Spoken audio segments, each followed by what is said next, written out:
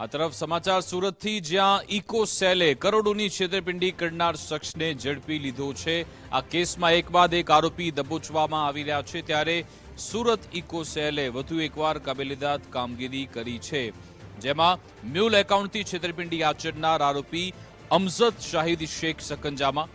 આરોપી છેતરપિંડી માટે એકાઉન્ટ ખોલવામાં મદદ કરતો હતો। જમીન વેચાણના 4.81 કરોડથી વધુના 2 ચેક બોગસ એકાઉન્ટમાં નાખ્યા। આરોપી રવિ કોલડિયાએ ખોટા એકાઉન્ટથી રૂપિયા 2.95 કરોડ ટ્રાન્સફર કર્યા। જમીન માલિકોની ખોટી સહી કરનાર આરોપી રવિ કોલડિયા પોલીસ પકડથી દૂર। આ કેસમાં અગાઉ યસ બેંક, આઈડીબીઆઈ બેંકના 4 કર્મચારીઓની ધરપકડ થઈ હતી।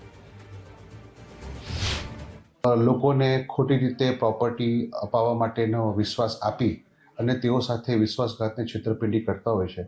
એવા જ એક બનાવમાં ફરિયાદી શ્રી પિયુષભાઈ સાથે રવિ કોલડિયા નામના આરોપીએ તેમને જમીન અપાવી દેશે એવો વિશ્વાસ આપી અને આ જે જમીન હતી એ ફોરેનમાં વસવાટ કરતા લોકોની હતી અને તેમની સાથે વિશ્વાસ અપાવી ફરિયાદી પાસેથી 4 કરોડના ચેક લઈ લીધા।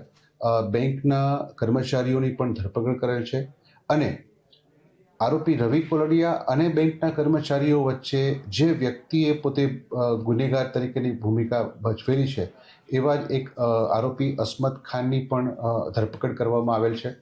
આ આરોપીનો રોલ એવો હતો કે એણે રવિ કોલડિયા અને બેંકના કર્મચારીઓ સાથે એકબીજાનો પરિચય કરાવી અને પોતે ખોટા બેંક અકાઉન્ટ ફરિયાદ અન્ય શાહેદના નામના કે જે લોકો ભારતમાં હયાત નહોતા તેમના બેંક અકાઉન્ટ ખોટી સહીઓ કરી અને ખોલાવવામાં હાલના આરોપીની મુખ્ય ભૂમિકા છે, એની ધરપકડ કરવામાં આવેલ છે।